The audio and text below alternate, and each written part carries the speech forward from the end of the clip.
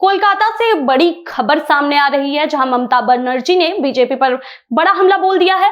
रानीगंज में एक चुनावी रैली को संबोधित करते हुए ममता बनर्जी ने कहा है कि अगर बीजेपी पश्चिम बंगाल को कमजोर करने की कोशिश करती है तो उसे पूरी देश में इसकी कीमत चुकानी पड़ेगी। उन्होंने साफ तौर पर आरोप लगाए हैं कि मतदाता सूची के विशेष गहन पुनरीक्षण यानी SIR के दौरान चुनाव आयोग बीजेपी के इशारे पर काम कर रहा है और मतदाताओं के नाम लिस्ट से हटाए जा रहे हैं। ममता बनर्जी ने कहा है कि लोकतंत्र में एक लक्ष्मण रेखा होती है, लेकिन बीजेपी उस सीमा को पार कर चुकी है। इतना ही नहीं, उन्होंने बीजेपी को खुली चुनौती देते हुए कहा है कि यही SIR का प्रोसेस बीजेपी के लिए मौत की घंटी साबित होगा।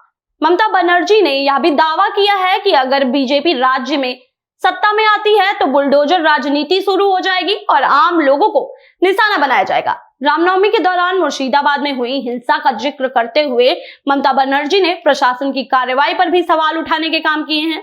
उन्होंने कहा है कि एक चुनी हुई मुख्यमंत्री होने के बावजूद उन्होंने अपने अधिकारों को सीमित कर रखा है। साथ ही उन्होंने यह भी कहा है कि अगर उनकी पार्टी दोबारा से सत्ता में आती है तो हिंसा के जिम्मेदार लोगों को कानून के कटघरे में लाकर खड़ा कर दिया जाएगा।